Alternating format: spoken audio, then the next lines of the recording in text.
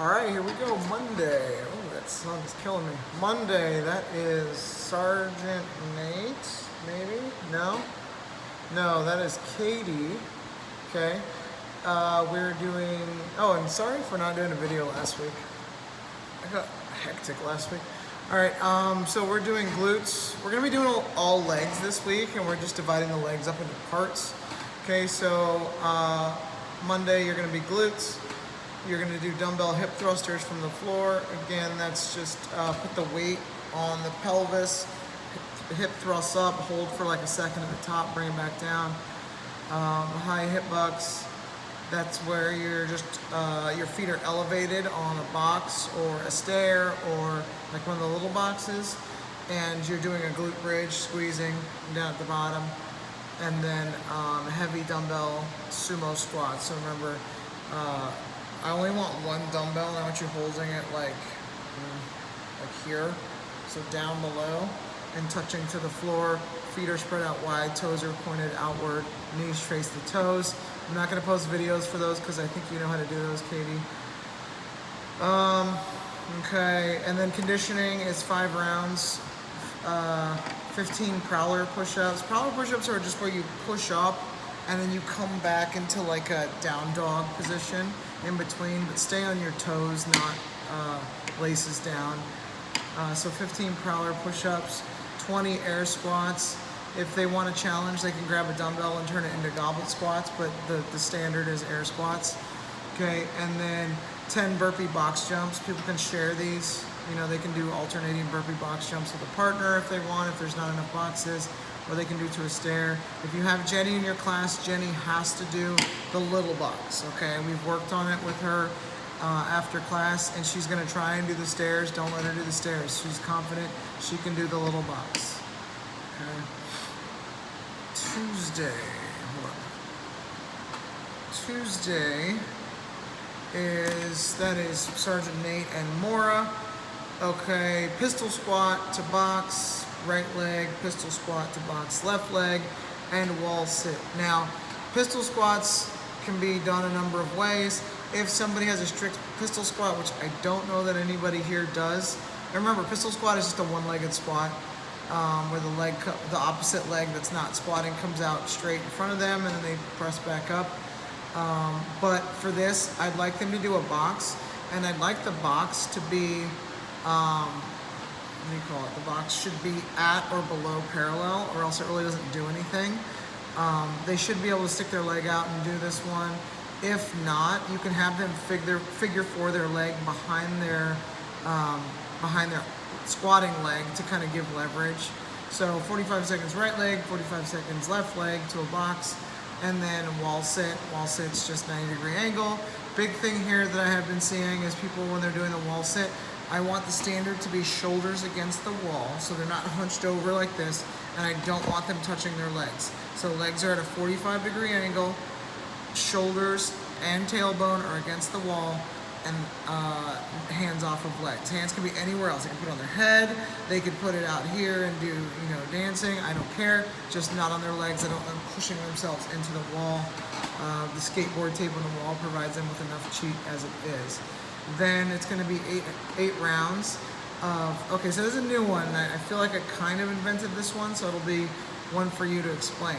So 50 meters, handless hero carry. So I just called it a hero carry because you're going to try and carry it like this. There's probably a better name for it or another name that's proper, but I just figure hero carry. So 50 meters, they're going to be carrying something heavy. It can be a kettlebell, a slam ball, a dumbbell, but it has to be like a minimum of 30 pounds, all right? My stronger people should be doing heavier, like 45, 50, two giant med ball, whatever, okay? But my newbies, the minimum should be 30. They're gonna carry it like this. They're not allowed to touch the object with their hands while they're carrying it. Obviously, if they need to put it up here, they can, but I want them to hold it either crossed arms or arms like this. But yeah, they're gonna carry it out the door to the right. They're gonna go to where the bicycle transit system's door and back, okay? It's this, I wanna say it's the second to last door on the right. It's basically where the sidewalk turns into the kind of crappy sidewalk, okay? So best way to explain it is the door for bicycle transit systems and back, 50 meters. They can leave the object at the door inside, obviously when people are running off of their shit. But yeah, leave the object at the front door, and when they come back, 20 push-ups. Let's go hand release, so down to the floor, hands up and back up. I've been noticing some of my newer folks are kind of cheating the push-up, and I have to correct them a lot. If you see somebody doing a half-Z push-up, okay, like halfway down and halfway up, fix it, chest to the ground. And remember, I've been checking in on classes. One thing I'm seeing a lot of is people sticking their elbows off to the side. That is bad for your shoulders. It can destroy your rotator cuff, okay? Remember, elbows in, elbows ride the rib cage. If they can't do that, they need to scale down to a cobra push-up, all right? Okay, Wednesday, that is Katie and Nate's. There is no strength today. It is just an extra long conditioning. So warm-up can be a little bit longer than usual, and then cool down as well. So this is going to be 12 rounds for time, okay? Plus an AMRAP at the end. They have to complete 10 dumbbell hang squat cleans with like heavy-ish weights, and then 6 pike push-ups on dumbbells. Pike push-ups, butt is in the air, hands are on dumbbells. You are trying to stick your head in between the dumbbells and push back up. Remember, butt is in the air, making like a nice V, like that. I did these on Sunday with my class, and everyone's arms were bowed out to the side. Remember, if they're doing a pike push-up, they're trying to get their elbows back, meaning they're trying to lean forward a little bit. Their forearm should be staying nice and vertical the entire time.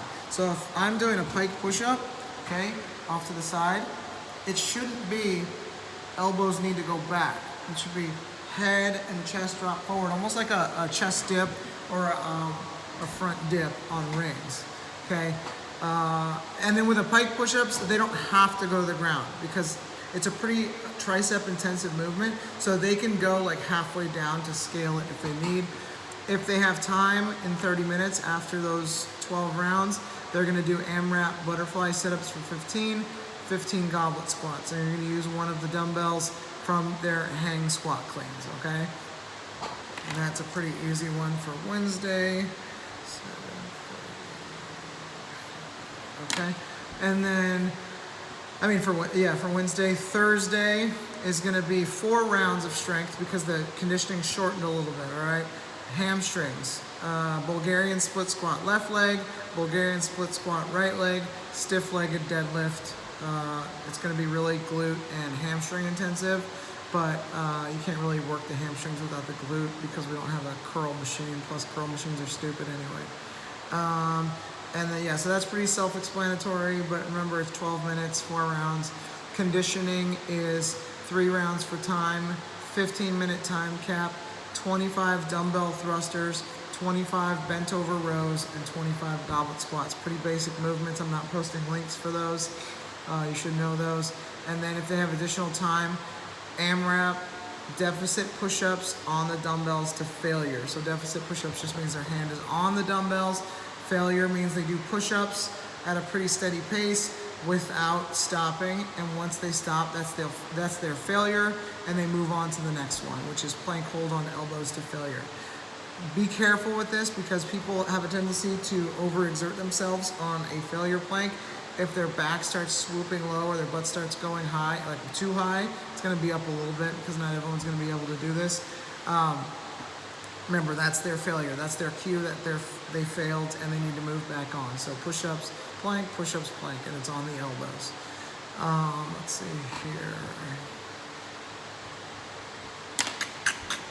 Saturday, more hip flexors for strength. So all of these are laying down, okay? So 2 rounds, 45 seconds work, obviously. So leg raises, okay? Let's pretend these are my feet, okay? These are my toes, and I'm laying down. Leg raises, legs come up and all the way back down. 6 inch maybe from the ground, so like 6 inches up, 6 inches down, however you want to do it. It just has to be about 6 inches off the ground, okay? So they can bring their legs all the way up, but this is the rest position with the hips completely flexed, all right? I don't want them resting on the floor. If they have to rest, they need to rest in an L. okay, leg raises, and then flutter kicks, okay, if these are my feet, boom, boom, boom, 45 seconds. That's gonna be pretty intense. People are gonna have to rest. Don't give them too much shit about it. And then up and overs, they need like an object, maybe like a 5-pound dumbbell that they can stand upright. So if this is my 5-pound dumbbell and it's standing upright, we'll use this because it stands. Okay, my legs go up and over for 45 seconds. Okay, that's your strength. And then conditioning, weather should be cooled off a little bit by now. Buy-in, it's 20 minutes. The buy-in is 50 butterfly sit-ups. This is gonna be shitty because their stomach or their abs are gonna be cramping after this. And then after they finish their 50 butterfly sit-ups, it's 4 rounds of 400-meter run, 5 toes to bar or knees to chest, 15 push press. Dumbbells need to be pretty heavy for the push press. The cash out is 25 strict push-ups, hand release. Pretty simple, don't need links for that. And then Sunday, Sergeant Nate. Okay, we're gonna do calves for this one, which is pretty hard to do as far as like isolating without like a leg press machine. But I'm gonna kind of demo some of it for you in a second here, because there's a specific way I want it done. So everything's gonna be in strength calf raises. Deficit, meaning they're on a plate. Okay, so if this is, if this is a plate and this is my foot, the ball of my foot and toes need to be on it. That way when I raise up, okay, I squeeze at the top, I come back down, my heel drops a little bit lower than the ball of my foot. Okay, so first one, and then when they're doing this, I want them to hold the dumbbell with one hand, and I want it like hanging down here, okay? I don't want them just standing up with it on their shoulders to put the weight in the wrong spot. I want them hanging here, squeeze up, and back down. They can switch hands. It doesn't really matter what hand they're holding it in, as long as it's hanging. So for all 3 exercises, I want the dumbbell hanging, and I'll be there to help out, most likely. So calf raises, and then the second one is toes pointed inward. So if this is my feet on the dumbbell, toes pointed inward, calf raises, and then the next one is toes pointed outward, calf raises. Again, it just stays the same as far as the dumbbell hangs in front of them. They can switch hands as long as it's hanging down, maybe at their toes, maybe mid-foot, but like not way out in front. And then conditioning, it's gonna be 30 minutes AMRAP, teams of 2 or 3. If you have groups of 3, like if it's 12 people or 9 people, make teams of 3. If not, or have them make their own teams, it doesn't really matter. If not, they can do this in teams of 2. However, this is waterfall style, and I don't know if we've done this, Sergeant Nate. So waterfall style means, okay, if you're looking at the workout, it's 10 suitcase deadlifts, 6 box jumps, 30 double unders, or 60 single unders. Obviously that's jump rope. So what that means is if there's 3 people in a group, let's say it's person A, person B, and person C. Okay, waterfall style just means person A starts the workout, okay, does 10 suitcase deadlifts, all right? And then that person A moves on to 6 box jumps. After person A has moved on to the second exercise, person B moves on, or starts at the deadlifts, okay? 6 box, or 10 deadlifts, and then they all move on in order. So they can't move on to the next exercise until the person in front of them has finished, all right? So person A goes to deadlifts, then to box jumps, then to double unders, and then starts back over at deadlifts. If they get to the double unders, finish, and person C still hasn't finished the deadlifts, they have to wait, all right? So they're waiting their turn, and this is 30 minutes of this, all right? That means they're gonna go through this a lot, okay? The rest is built in based on how quickly they get through it. But I do want them, you know, waiting and not moving on to the next one. They need to be using the same box. They need to be using the same weight for suitcase deadlifts. If someone's like completely mismatched, yes, scale up the weights for certain people. However, it shouldn't be that mismatch for this. But yeah, 1 jump rope for everybody unless there's a mismatch in height. But if you have any questions, I'll most likely be there. And that is it. Okay. Good luck, folks.